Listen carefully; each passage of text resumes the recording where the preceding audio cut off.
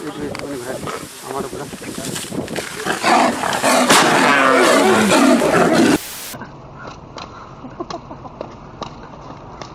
like a backyard bully brawl.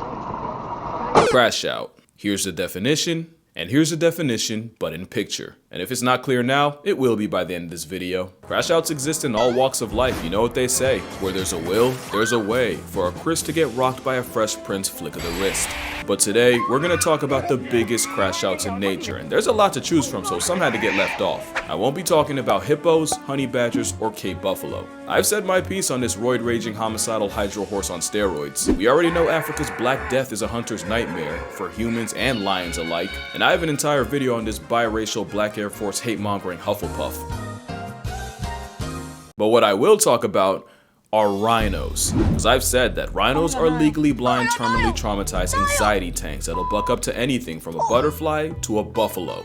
Except I was wrong. Recent studies show that the eyesight of rhinos might not even be that bad. It's just their attitude. Which means that rhino fully punted a warthog purposely and unprovoked, while this one perceived an assault on 8 wheels and still went for a literal headshot. There's a reason why a group of rhinos is an honest-to-God crash, but they're not even the biggest crash outs in Africa. That would be elephants. Like literally, they're the biggest. Whoever made this up actively helped escort people off the census, which they don't need help doing since elephants flatlined over 600 people last year. But it isn't until elephants hit musth that they really become crash out kings. Musth is when a sudden burst of hormones turns elephants into 12,000-pound drunk lusting frat boys. The word musth even comes from the word intoxicated, and a down bad bull's testosterone levels can spike 60 times higher than normal. And that's where the crash out comes in. No animal is safe from an entitled elephant that can't handle rejection. Not even baby elephants. Eating a toddler because his mom won't relieve you? Crash out. But the real degeneracy didn't show itself until humans got involved. Yeah, it's that kind of story. Poaching is evil, we all know it, and it's often the older, more mature bulls that get hit the hardest, for obvious reasons. What wasn't expected was removing elephant OGs from the population meant that the younger, immature teenage bulls in musth got even more out of pocket. And what do you get when you have unruly 6-ton pests with no father figure to keep them in line? Hell if I know. There was a period in the 90s where 3 young bulls that got rejected by their own kind, resorting to violating and killing not 1, not 2, not 10, but 63 rhinos. Fatherless behavior for an elephant apparently means turning a rhino from a tight end to a whiteout, and it wasn't until the seasoned, more mature bulls were brought back in that the rhino ravaging eventually stopped. And it's not just males that can choose violence. We can't forget that time an elephant traveled across India just to life-deprive a 70-year-old senior citizen while she was getting water. For context, that elephant escaped from the Dulma Wildlife Sanctuary and traveled over 100 miles to the Ratchet village in Odisha. Being homicidal for over 100 miles straight is already menace behavior. What solidified it was that same herd pulling up to that woman's funeral later that day and paying everything but respects. And that same elephant grabbed her soul-evacuated 0 HP body and proceeded to put her in the negatives. Basically, she got put on a shirt, except the shirt was reversible. And after desecrating her corpse, Dessert was destroying the woman's house along with several others. Now, many have said the woman Maya Murmu had it coming and was involved in poaching, and this was a case of an elephant not forgetting or forgiving. It also could have been someone's grandmother getting murked twice and memed on Twitter all because of RNG. We'll never know the why, but what we do know is my favorite animal is capable of crash outs of catastrophic proportions. And now we got the smallest crash out in the world. When a colony of Calabopsis saundersea ants gets attacked, some of the soldiers will rupture 2 huge poison-filled glands and literally blow themselves up. They don't just seppuku themselves, they also rain a toxic, corrosive glue that either traps the op ants in place or just burns them alive. It's self-sacrificing altruistic behavior meant to defend the colony, but that is one hell of an escalation. One species of termite also has a concept of kamikaze themselves, and they have toxic glands that actually grow as they get older. That means the same old worker termites with dull mandibles that can't fight or forage as well as their juniors also carry the most potent explosive backpacks in the colony. So their last act of service involves eviscerating themselves in a rain of internal organs, intestines, and toxins, which proves that the most dangerous crash out is the one with nothing left to lose. For reference, that's like breaking into a house and the last thing you see is a senile 90-year-old rushing you with a bomb strapped to their chest. But the wildest crash out might be what P-aphids do once a predator breaks into their home, because not only will soldiers come together and turn themselves into fleshy fireworks,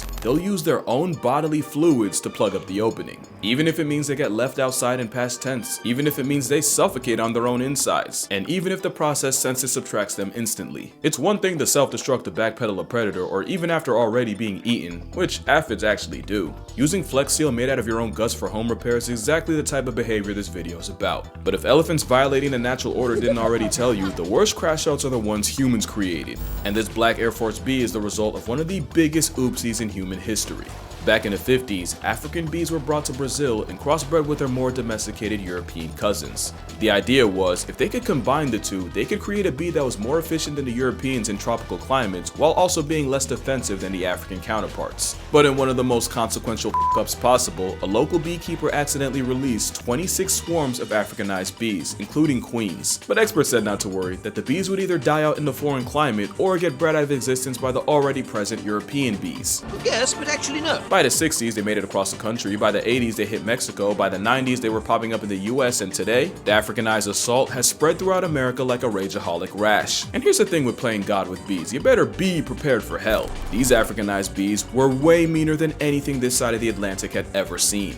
They were way more aggressive, much less forgiving, and the same honey merchants that were enough to legitimately punk elephants, that's not a joke by the way, were doing numbers on unsuspecting people. You see, where European bees might send 10 to 20 guard bees after you, the Africanized flying mob will pull up in the hundreds. And where European bees might chase you for a couple feet, the African variety will chase trespassers for a quarter of a mile, assuming you even get that far. The irony is, African bees have smaller hives. That means these gangflies weaponize a higher percentage of their hive just to go after you. Add the fact that the very smell of bee venom is like a Batman signal to the rest of the hive, and you realize just how badly that one beekeeper screwed us over. Speaking of venom, you probably know that honeybees die after stinging, since the stingers are barbed and attached to their abdomen, causing attacking bees to literally disembowel themselves. What you might not know is that stinger will continue pumping venom into you long after the bee has become a was. Now that's just doing the most. That's how you get stories of people being chased by vindictive swarms. Oh, and by the way, it's proven if you try to duck the fate by jumping in the water, they will wait, sometimes with fatal consequences. In 2013, a Texas man died after being stung over 1,000 times, and the bee still had enough malice left over to leave his wife and daughter with 100 apiece. It says a lot that the dietary habits of the crash out mascot might have helped create one of the most infamous crash crowds in the air. But not all crash outs are fueled by hate, some are powered by love. Courting bald eagles will interlock talons and plummet down towards the earth, only to separate at the last possible second. Because apparently feathery foreplay means death spiraling in a questionable game of chicken. Apparently, it's to test each other's fitness as a possible partner, you know, separate the strong from the strongest. Except it does the opposite when the entangled avians crash land into trees, water, or sometimes straight pavement and take each other out the dating pool. And bald eagles mate for life, so where do you even go after your vow renewal turns into a wake that only one of you is conscious for? A study showed that eagles will also death spiral with rivals, so it's really a case of either f me or fight me or just don't waste my time. But that makes even less sense, because at least with a mate, the logic is you're trying to find the strongest, most eligible single to spend the rest of your life with. Handing death a 2-for-1 BOGO deal because you had beef and literally couldn't let it go is the definition of crashing out. At least when it happens with deer like moose, you know it's really bad luck. But voluntarily interlocking toes just to die with someone you claim to hate, like what's really going on here? But that relationship's nowhere near as toxic as the house sparrows. It's like Tweety listening to NBA Youngboy. It's a honey badger with wings and an op to every other bird, but especially their own kind. Okay, so the crashing out is caused by the fact that house sparrows are monogamous and mate for life. They're also serial cheating air strumpets, and 15% of sparrow children born aren't even related to the male raising them. Cheating isn't a foreign concept to birds. Thoughts and prayers out to the penguin that got dogged out, got his cloaca kicked by his wife's boyfriend, begged for her back, got beat again, only to get rejected and bust his a third time. Yeah, no way he goes out that sad. Male sparrows that suspect their partner of cheating get their revenge by purposely feeding their children less, bordering on starvation. The thing is, he has no way of knowing which chick's actually his. He only goes by how much time the mother spends away from the nest. Basically, imagine your dad starves you within an inch of your life, all because your mom spent the equivalent of 10 extra minutes at the grocery store. But female sparrows ain't sweet either. The difference is she cheats with better genetic quality, or you could say high value males, while the male cheats to spread his seed as far as physically possible. Except that the female catches on to the cheating, she responds by slaughtering his entire family, children and all. And it's scientifically proven that butchering the babies offers no advantage to the offending female. It's just pure love of the game. Cheating's never right, but when your get back gets children buried, you have lost the plot. Especially since the females most likely to commit baby cancellation are second wives. As in, they got with a cheater, got with him due to cheating, only to wipe out the entire first family. Also, I just thought about it. She also has no way of knowing which chicks are his. That means she really just life retires any baby sparrow she comes across. Yeah, that's a crash out of the highest order. And right up there with them, has to be this frog. It's a culinary crash dummy off the fact that the Argentine horned frog would rather choke to death trying to swallow something physically bigger than they are than just give it up. Scientists have found expired frogs with their stomachs torn open out of pure stubbornness. It's a gluttonous breathing pot of greed card come to life. Not only that, they're terrible swimmers, embarrassingly bad jumpers, and yo, they don't even ribbit.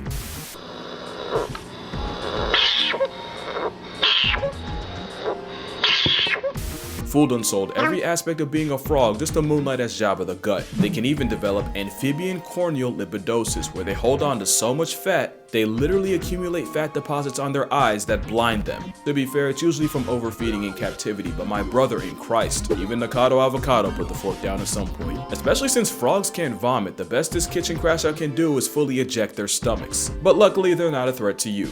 Next is a crash out that the majority of the American audience has to sidestep on a daily basis. Which is funny, because the Canada goose nearly got put on an eternal milk carton due to overhunting and habitat loss.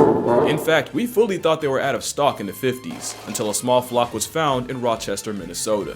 And with the help of the Migratory Bird Treaty Act in the US and the Migratory Birds Convention Act in Canada, along with conservation efforts, the Canada goose was able to make a comeback. And humanity and geese lived happily ever. Absolutely not. Yet a cobra chicken came back with a vengeance. I called the sparrow an airborne honey badger. Nah.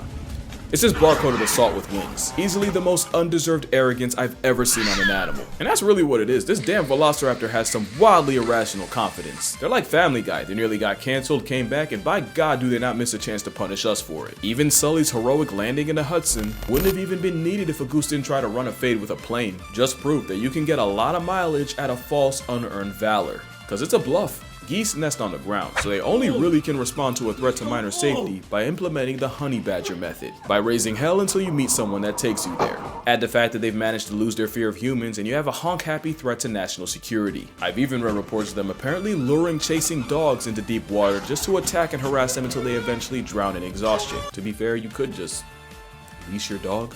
Oh, also, goose tongue. But yeah, that attitude's a bluff, and they read body language, so act like you've been around a goose before and you'll probably be fine. So why are geese so mean? They'd probably be dead if they weren't, but at least they're not capable of really damaging anything but your pride. Complete opposite of chimpanzees, my word. Probably a top 3 crash out in nature, cause you really never know what could set this chainsaw with thumbs off. Change your hairstyle for the first time in 10 years? Yeah, you just lost your face privileges. Push one of your troop mates a little too far? Call it Kaizen the way you about to get your jutsu jumped. Do a fucking barrel roll? Absolutely not. Not in these parts. Chimps and really primates in general have a sense of fairness. Do something they view as unfair? Oh buddy, you finna find out why they're the prime ministers of unproportional reactions. This man decided to surprise his former pet chimp with a chocolate cake for his birthday. The real surprise was 2 male chimps getting out and mutilating the man for not serving them a slice first. I'm not gonna list the full extent of his injuries, I have a full video doing that. Just know, the first 2 hospitals denied him entry because they literally thought he was a lost cause. Monkeys in captivity have also been known to mob a member of their own for receiving more food than the others. And when I was 8, a chimp temper tantrum nearly had me halfway to Helen Keller. Almost had me rocking the Nick Fury fit. And we cannot forget that time monkeys in India went on a campaign of dropping dogs from roofs after one allegedly attacked a baby of their own. Yeah, primates are some Hall of Fame crash outs. Question is, what could possibly be more destructive? Well,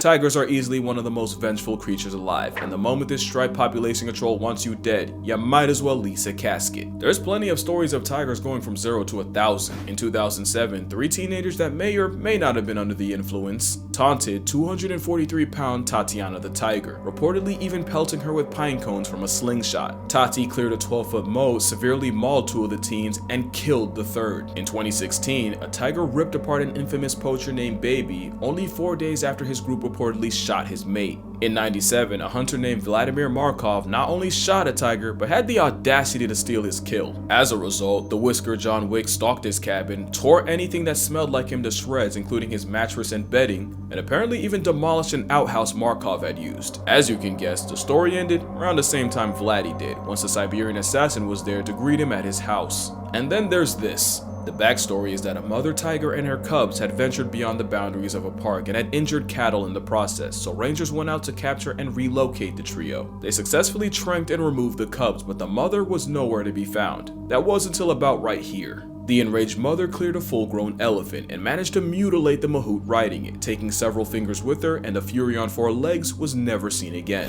But the most infamous big cat crashout came in the early 1900s, when a tiger dubbed the man-eater Achumpawat killed 436 people, giving her the highest human body count of any single animal. And it was discovered that the cause was a cripplingly debilitating tooth injury that forced her to go after easier prey. And that's the thing I do want to mention. I know I had fun with the crash out concept, but really all the tiger was ever guilty of doing was what came naturally. And that really goes for every animal on this list. Tatiana wouldn't have had to die and take someone's son with her if they hadn't gone and tested her killer. Travis was an overweight, socially stunted, Xanax-consuming time bomb that some woman decided to keep inside as a pet. Even the whole Elefino mess started with poachers destroying and fragmenting their families and probably giving the pachyderms PTSD. Like, I'll joke around and stuff for comedic effect, but I'm not actually out here judging animals by human standards. Cause he said something real before he got Chris rocked and left with Fresh Prince. Talk about the tiger went crazy. That tiger ain't go crazy. That tiger went tiger. But yeah, that's gonna do it for this video. Make sure you drink water, hug your mother. There's no church in the wild and no judge in the jungle, so don't expect animals to follow either. And I'ma see y'all in the next one. What?